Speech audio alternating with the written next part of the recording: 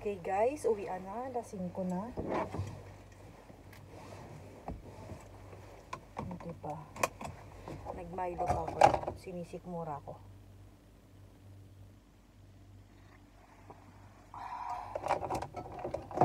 So, traffic na yan. Panigurado.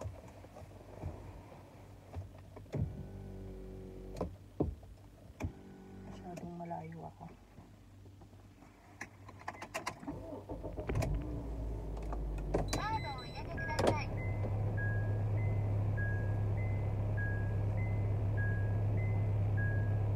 So yan guys, natapos rin ang araw na to. So, nakakapagod lang, pero ganun talaga. Kailangan maghanap buhay. So, ito ang pasasakyan ng amo namin.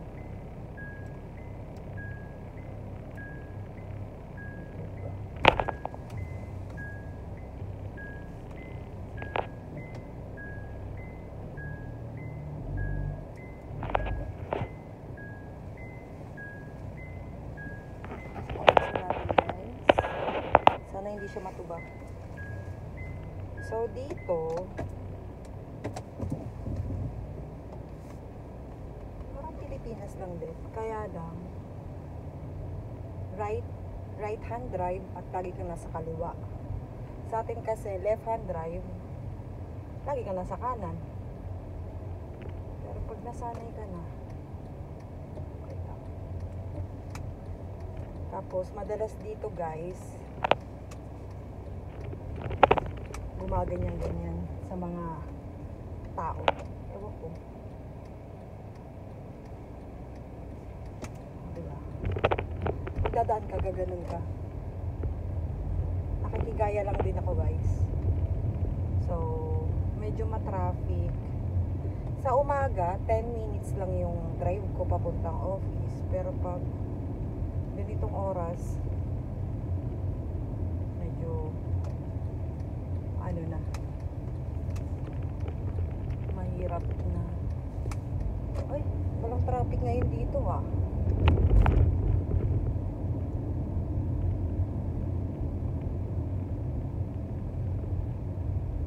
And dito guys, ingat lang sa pagdadrive kasi akala natin sa Pilipinas lang may kuratong baliling. Dito, mas matindi ang kuratong baliling dito guys.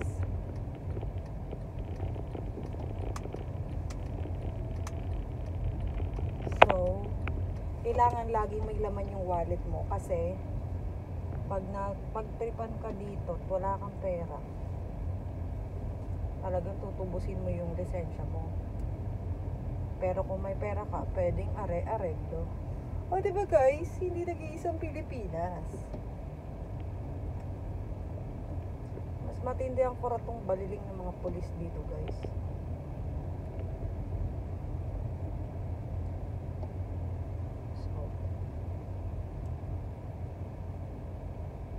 Sa una lang naman nakakakaba dito mag-drive kasi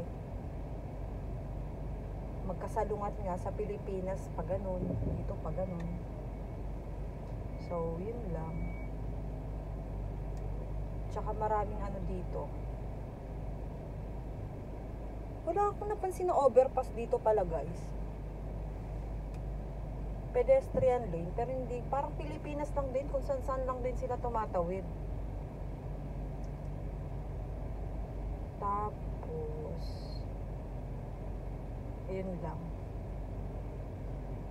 parang Pilipinas lang din talaga, may mga driver na hindi marunong gumamit ng signal, kaya kailangan defensive driver ka talaga. Kalimutan ko, patugtog pala ako guys, kaya lang hindi na ako makagamit.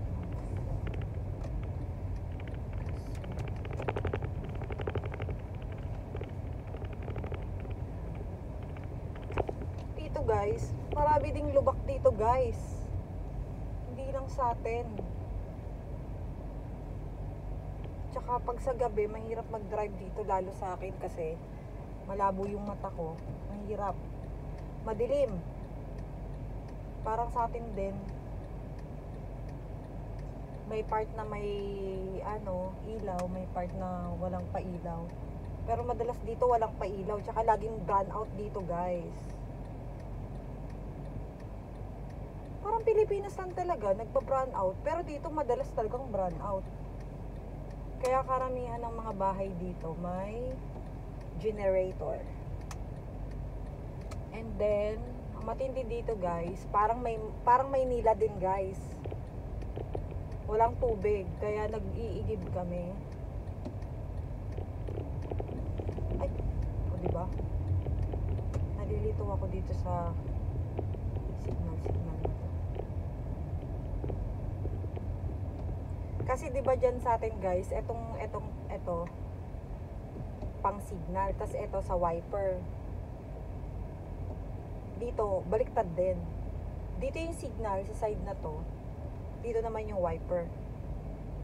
Kaya lagi akong nalilito.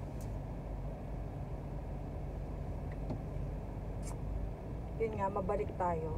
Dito ang hirap din, guys. Nawawalan din ng tubig dito. So, matraffic kasi uwian na. So, yan.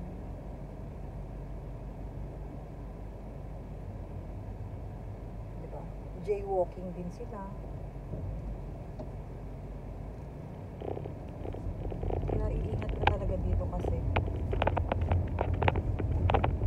bigla-bigla na lang silang tumatawid.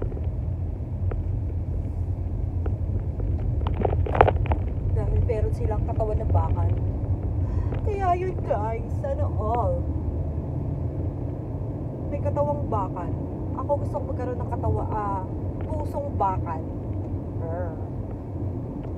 Parang tanga to. So, yan, guys. Andito pala ako sa Port Moresby. Ito yung city sa Papua New Guinea. So, parang ano lang siya. Paano ko ba i-describe? Parang Quezon City. Maraming mga puno-puno. Sa Maynila walang puno-puno masyado. Dito madaming puno-puno. Oh, shit, marima.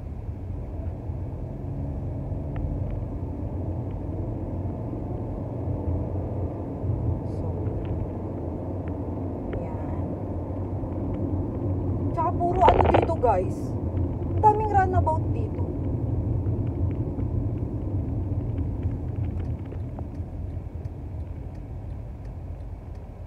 Ang mga taga dito, guys, ang mga local, mga Papua New Guinea, magagaling silang mag-paint. Tsaka anong tawag doon? Wood carving. Ano tawag doon? Hirap talaga pag hindi ko magaling mag-English, yung slang mo, tigas-tigas. Basta yun, guys, yung nag-uukit sa mga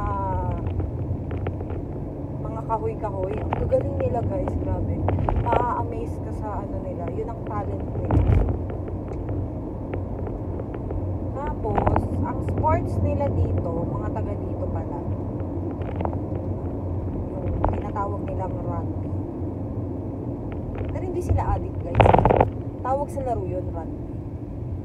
Sa atin kasi rugby boy. Wala akong magawa, guys. Behave muna tayo, guys, kasi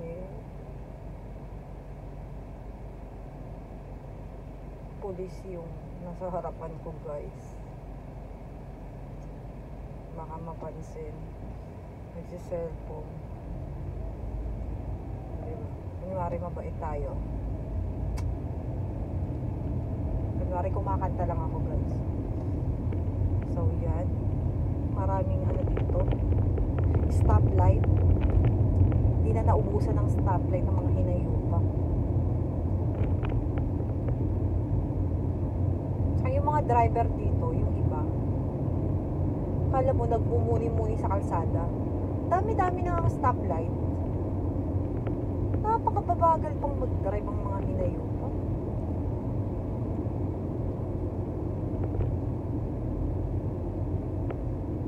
Akala mo may prosesyon. So yan, stoplight na naman.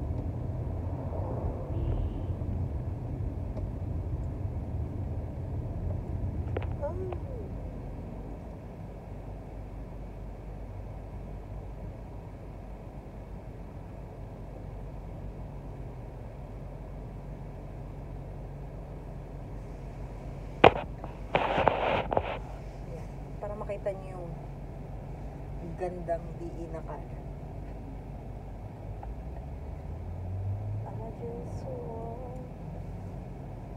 Hindi na ako nakapagpatugtog. Baka silipin ako nito sa sarap.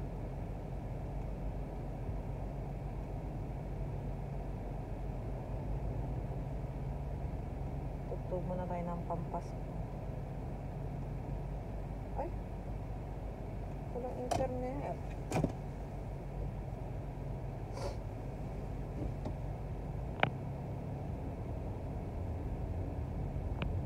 So, malapit na ako guys. Nandito na ako sa tapat ng Vision City. Papunta na ako sa amin, sa Waigani Village. So, nadadaanan ko dito yung City Hall nila.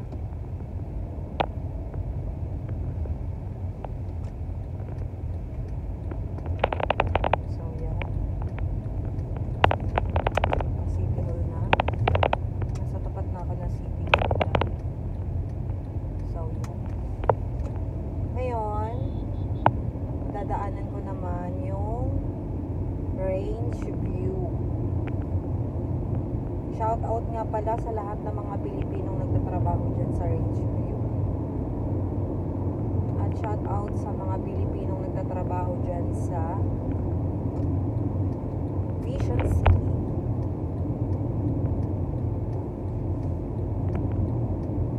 Daming Pilipino dito guys. So ito na. Papasok na ako sa amin. Itong pangit dito guys. Dito ako nahihirapan. Paangat kasi tapos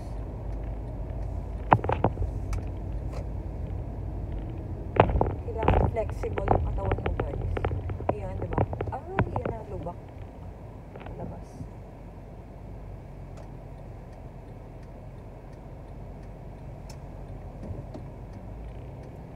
So, ang katabi ng subdivision namin is ang Savannah Heights.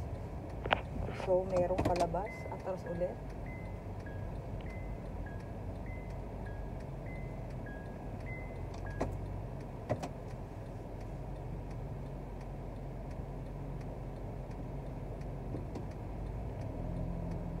So,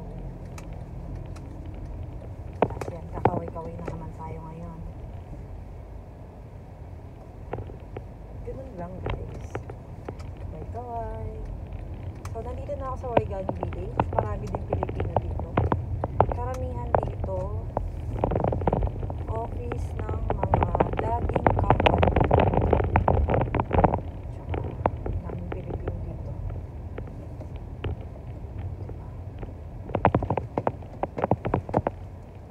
Tapos maraming malunggay dito guys. Kamyas, malunggay.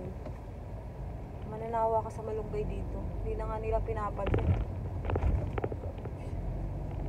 Ayan, may kalamansi, may mangga, may saging, pechay kung saan lang nila tinatanim, alokbate, sari-sari na. Diba? So, akong nauna. Ay, buti na lang. Meron pang parking. Dito ako nahihirapan guys.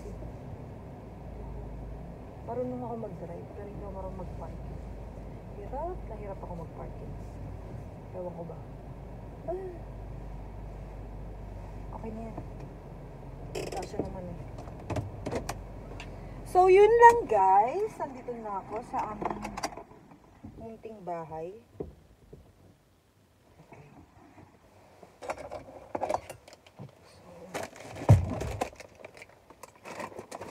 Yun lang muna guys. Mamaya na ulit tayo mag-usap. Salamat sa panonood. Bye!